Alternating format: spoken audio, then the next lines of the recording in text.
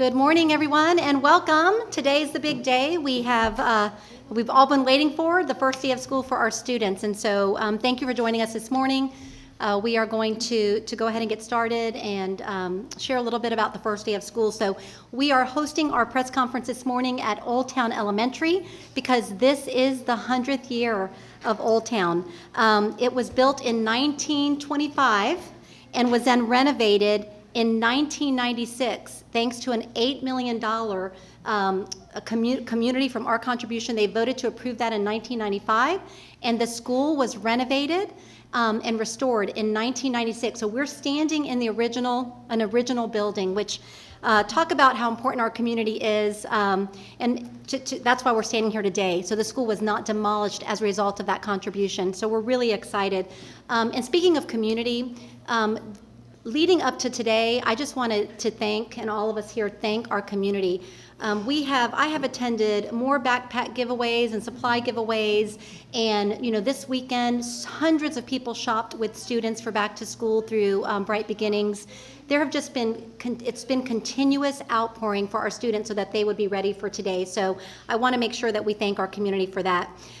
With us today for this press conference, we've got many of our Board of Education. We have our Board Chair, Deanna Kaplan, our Vice Chair, Alex Bohannon.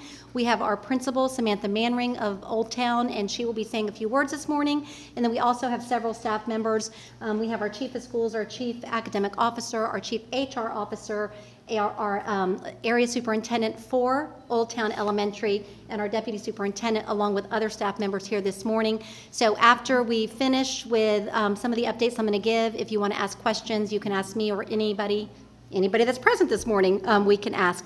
So without further ado, I'm going to have Samantha just say a few words about Old Town, and then I'll come back up with some updates. Good morning. It's a pleasure to speak about Old Town Elementary this morning.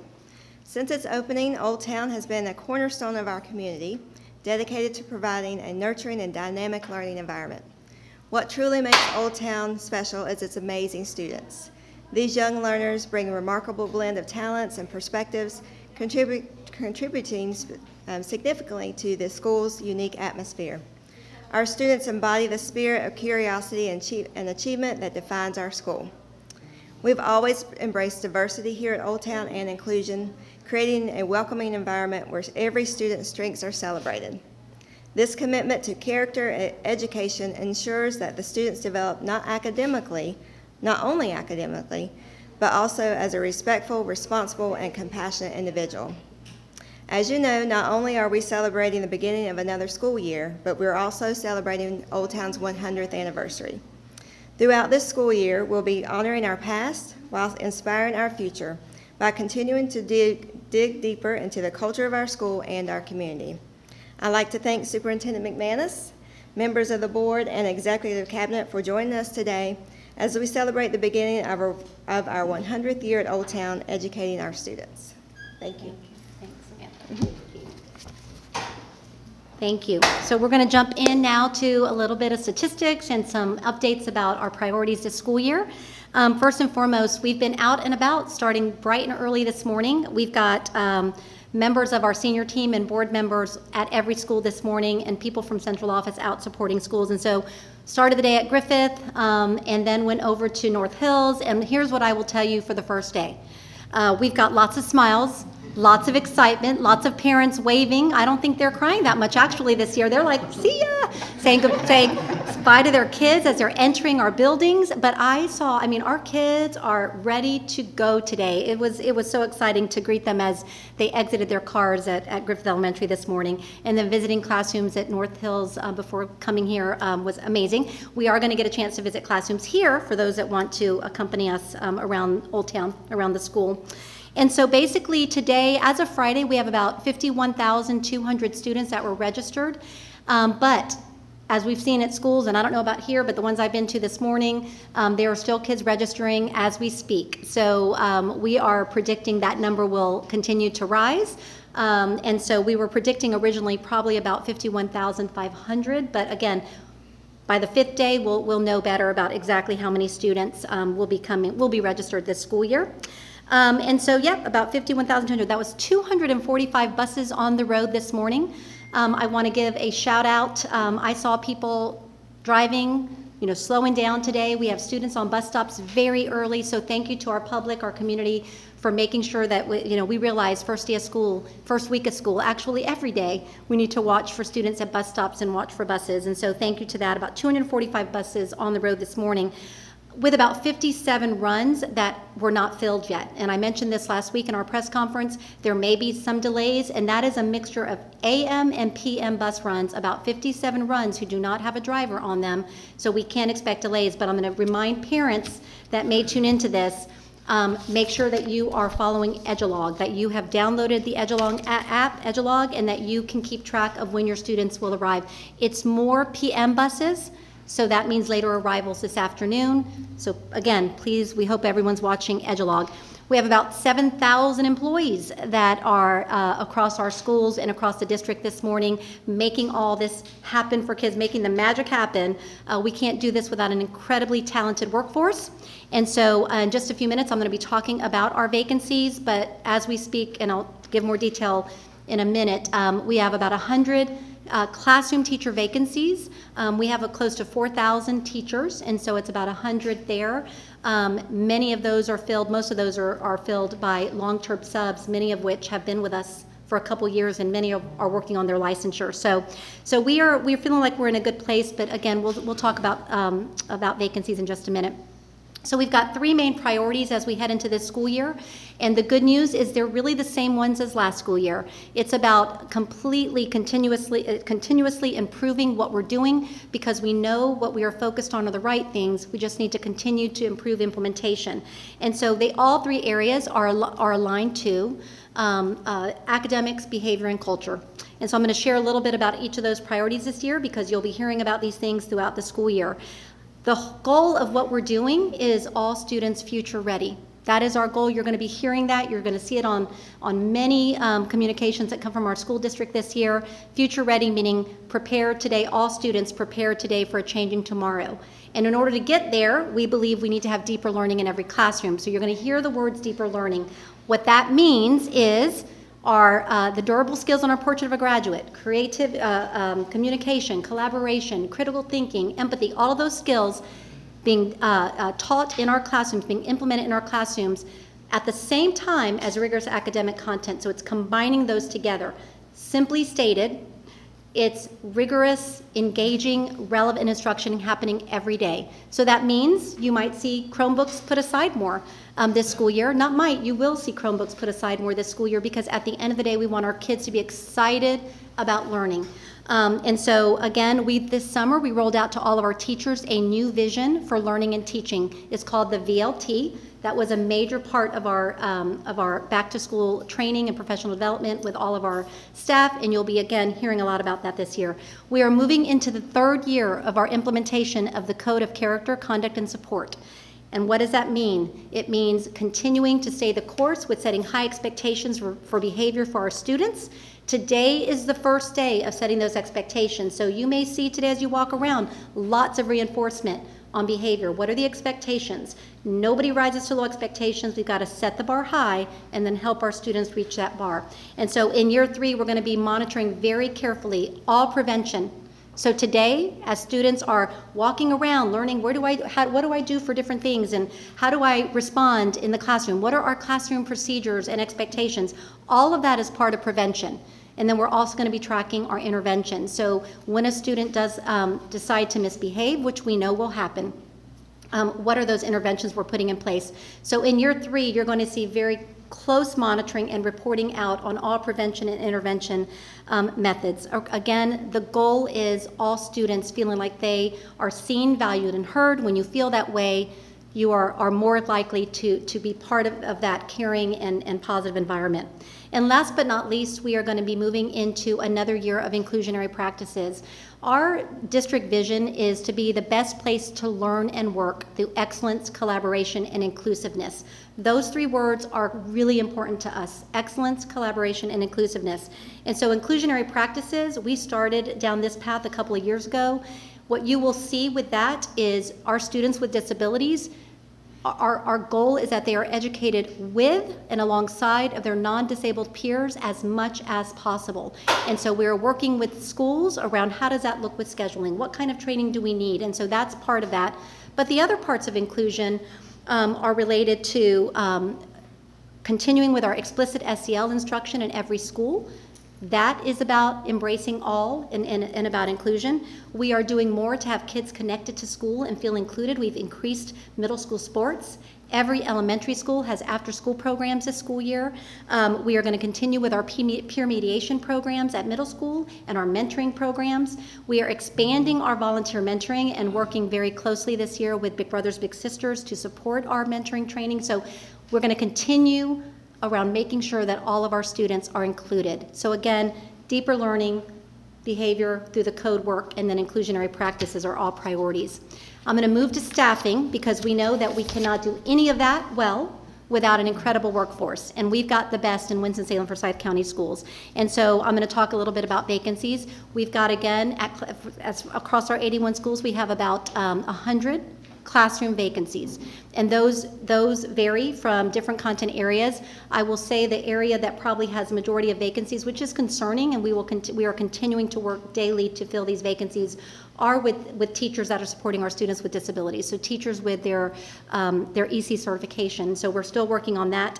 Again, we have about 30 classified employee vacancies at schools. So these are school specific. And so those include TAs, or they might include testing coordinators or a finance manager in the front office, but those are about 30 classified positions. Again, we're going to continue working to fill those. Something that's very important with 100 vacancies, so no classroom today is without a teacher in the classroom. That may be either with a long-term sub, many of which the principals have asked to come back because they've been in our schools. They may not have their full certification, but they're working on licensure as we speak, and so that's why principals want them back. Many of these folks are effective teachers, and so when we think about long-term subs, we keep those positions posted online so that we can keep interviewing, but the long-term sub really in many cases was the principal's choice to fill the position. They're coming back for another school year. They had good results, but they're continuing to work on licensure. So tomorrow night at our Board of Education meeting, Chris Weichert, our Chief of HR, will be going through specifics around all that group of people and how many are retired teachers that might also be back. I've seen a lot of those that are saying, even last night at shopping at JCPenney, I saw, I'm coming back, I'm retired, but I can't wait to get back. So, and we welcome everyone back, I will just say that. We've got about 54 driver vacancies. That really hasn't changed much from last week. And so again, when we talk about those 57 routes that are, that's because of those 54 driver vacancies. It is a decrease from about 78 last year. So we're doing better there. With kitchen assistants and with custodial, we have about 37 kitchen assistants, and that's across the schools, 81 schools, and about 22 custodial vacancies. So again, we continue to keep hiring, our top priority. I will say even as of today, 10 more people were finished with their processing and on their way to their new schools today. So that continues, it continues every day, that onboarding and processing of employees. So with that, those are the main. Last week we talked about safety. Today really was about what are our priorities around instruction, what are we doing around staffing, and so we will now open up for any questions. Yes. Good morning, Superintendent Willis. Good morning. I actually do have a question. We've been hearing on social media a little bit about the new bus transportation app, that some parents are having some issues when it comes to logging on and getting some of that information. Are you guys aware of any sort of issues with the app, or will you address that? You know what, I was not, but my last conversation this morning was about 5:30 in the morning with our Senior Executive Director of Transportation. So I have not heard that. But I will check as soon as we finish this. I will check in with her to see what's going on there so we can get some information out to parents. Thank you. We're heading into the third year post-pandemic. In what ways, if any, are you still maybe seeing some of the after effects academically and with behavior? Yeah. Yeah. That disruption. Yeah. I read an article today, an article, a national type of article that said we're going to continue to feel that impact for longer, for even much longer. And believe it or not, I really thought, 3 years later, we would not see that, but we are still seeing that, both on challenges. We've seen attendance, behavioral and mental health challenges, and we continue to see academic challenges. But again, we are responding to those challenges. We are going to keep pushing to make sure we start to close any kind of gaps that occurred. But again, our schools, even into last school year, saw that. I'm hoping this year, you know, we continue to make improvements with that, but it is definitely still impacting. And you're, along with that, this is the first year in a few that you're not going to have some of that ESSER funding that could help with some of those issues. Where are some areas that maybe weren't able to fill, or programs you had to drop, or positions you couldn't fill that you're possibly you're keeping an eye on, maybe we don't have these kind of supports that we used to be able to have? That's a very good question. You know, we had to make some tough decisions with ESSER. There were some site-based positions that we had to either collapse or merge with other positions. One of those roles was our instructional technology facilitator, and so, you know, we have other instructional people in our buildings, and so really, rather than having people isolated to do that work, it's really the integration of technology falls on everyone that's instructional related. So that's how we address that. One of the roles that we added to every high school were graduation coaches. Those roles were really instrumental, and many of our schools picked those roles up through their Title I dollars. So again, and just even literacy coaches, schools picked that up with Title I dollars. So there were roles that we moved on to ESSER that because of the impact of those roles, we used other funding sources to address those, and some of those were Title I dollars. There were some job roles that we kept and we absorbed through the regular budget process. Some of those were in our schools with the highest Hispanic populations. We have front office. We added an additional front office person, bilingual, who could communicate with our families. We kept that role. We did keep some of our mentors at secondary because we know some of the behaviors. We need students, an intervention and a prevention is to have mentors, is to have people, a caring adult in the school working with our students. And so we were able to absorb some of those within the regular budget process by eliminating other things that may not have been people, but may have been some type of program. We did reduce funding for some of the extra programs that were kind of technology-based programs, and schools will also use their own dollars for that. So again, it was a budget process we did with our Board of Education where we kept some of those things, and then like social workers, the board felt it was very important to keep social workers. We had 30. We were able to keep most of those through the budget process, but again, it's a give and take. So you have to figure out what aren't you going to do as a result of that. I will say that ESSER, we were preparing for that. We knew it was going to be 3 years. So we weren't just waiting and then saying, oh, what are we going to do next? So we started this process a long time ago. But I will say the needs are still there. And so the fact that that funding is gone, we've got to find support in other ways. And so because the needs are still there, it's not like all of a sudden ESSER's gone and we have no needs. So, I mean, we still have great needs for our students to provide tutoring, to provide enrichment. We used a lot of dollars for field trips and enrichment, and lots of tutoring money was given to schools for additional supports for students. All those funds have been reduced. We're still going to do those things, but they have been reduced. So again, we're going to keep looking for grants. We have an incredible grants team, and every chance we get, we are looking for grants. We just received one for NC Ed Core tutors who work with our first grade students, kindergarten and first, I believe. And so that's grant money. Those monies were paid, that was paid for ESSER, but now we have a grant that's filling in. So again, we're going to keep looking for funds to support our students. At your press conference last week, you put out a message to those who were not taking the bus, dropping off their kids, be patient, be ready that it's going to be long lines up. I myself taught at Ward Elementary and Clemens Middle this morning, and there were a lot of cars, but it flowed smoothly. Was that something that you saw district-wide? Yeah, I mean, all of us were at schools. Yes. I hope everybody showed up because it was really smooth. I mean, our car line at Griffith, I couldn't believe it because the cars, you could see them all around Deaton Thompson Stadium, and I thought it was going to take a lot of time, but it was like clockwork. And it's amazing. So everybody saw pretty smooth. So again, I hope when we get our enrollment numbers today, I hope all 50, at least close to 51,000 showed up today. But it was smooth. So you know what I will say that is due to several factors, but it's readiness of our school teams. Takes a lot of organization, pre-planning, and communicating with parents, but also our parents and how they're responding. So yeah, so hopefully that will continue. And then also on the topic of attendance, 2 weeks early this year, very unique thing. mentioned that you're not counting absences if students don't show up for those first 2 weeks.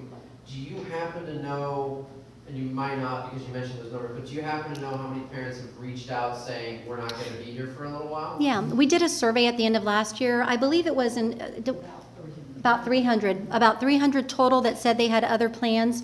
And the minute they show to school is when they start counting as a student. And so that's why, that we're not going to count an absence until they show to school. And so we want everybody to get back as soon as possible. It was about 300 that had prearranged conflicts that they could not be changed.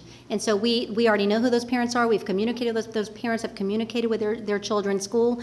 And when they do get back, we know the importance of the first day of school, first week of school, first 2 weeks of school was setting the tone and the expectations. So staffs will be doing some more orientations and things with those students that come late.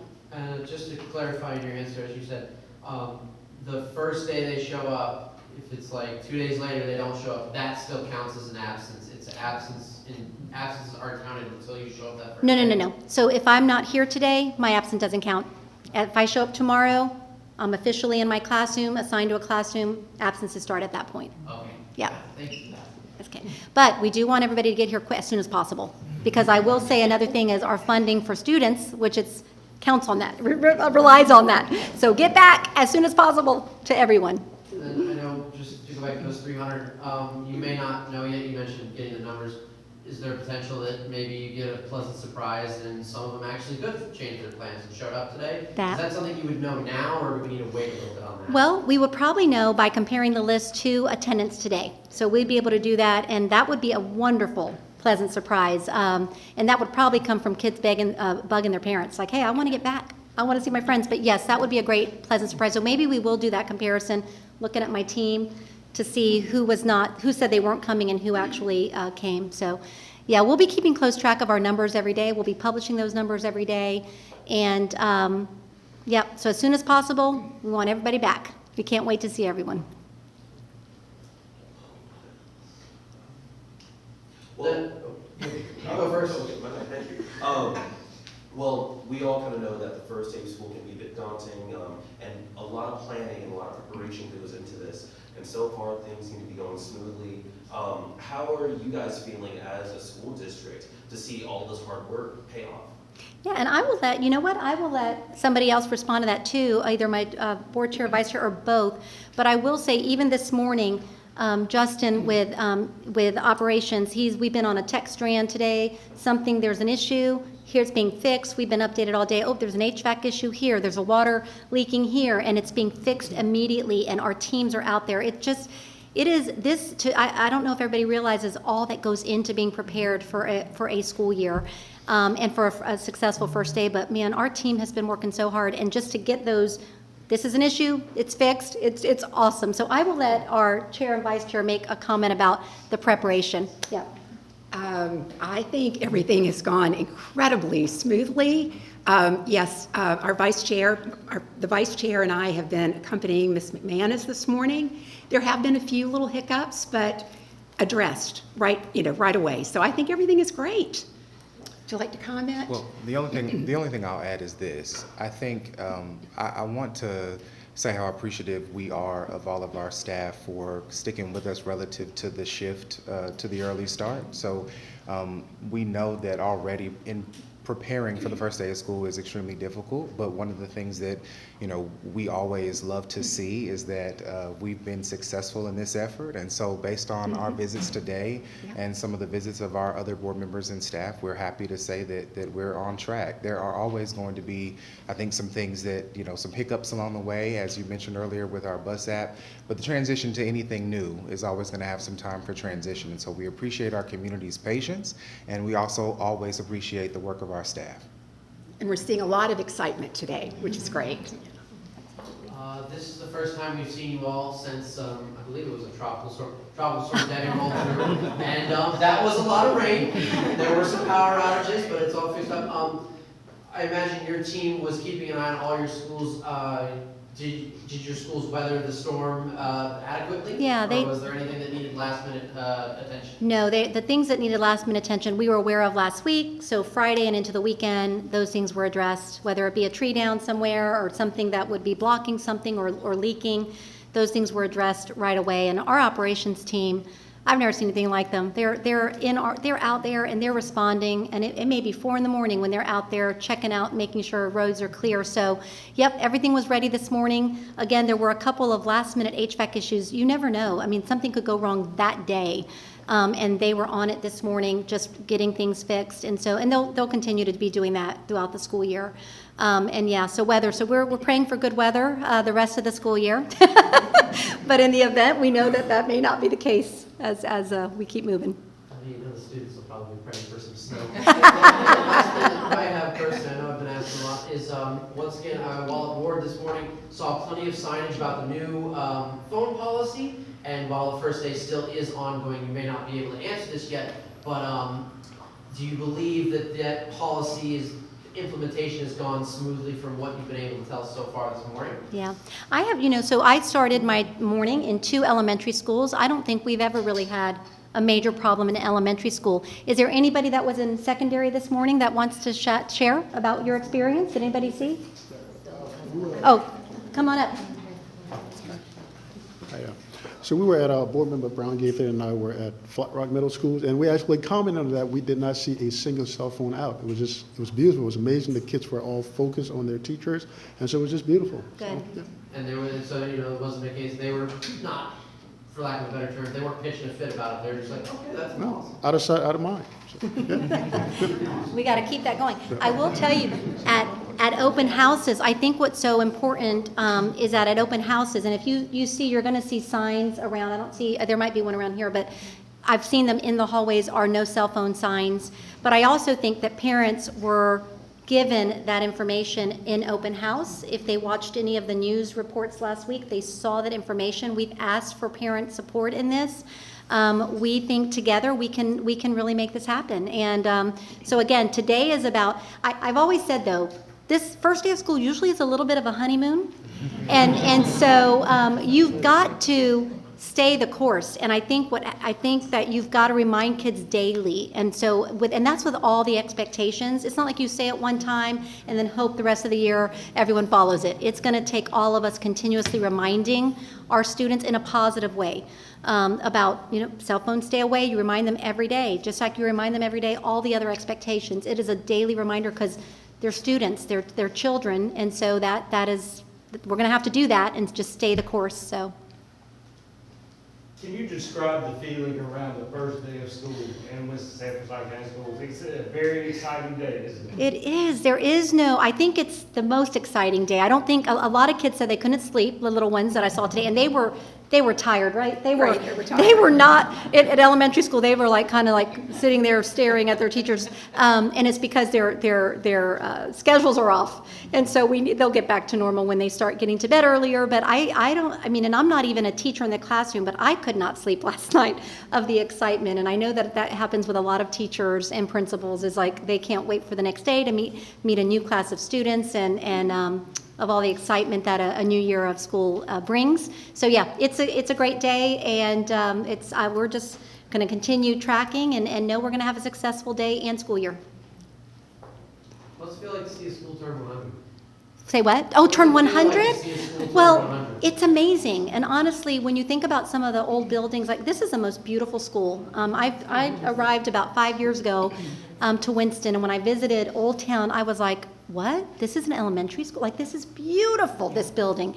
And I didn't even realize until we were getting to this point of this celebration that it's 100 years and that it's the same building and that it was renovated and restored. And it makes me feel like we got to take that approach all the time, because what history is in some of our school buildings, and that's so important for our kids to know about that. So I think it's pretty nostalgic that we're standing here in the halls 100 years ago that people walked through. It's pretty exciting. Did you want to say anything else? Just tell me how The it feels. same thing. When we brought the staff back last week, we did a lot around the history of the school. We even included a scavenger hunt So some of our staff who've been here for a long time still didn't know different items within the school, and then our new staff were able to learn the school. So it's just exciting. This is my second year as principal here, and I'm still finding out new things about the school and just able to cherish the history of the school while adding to new things.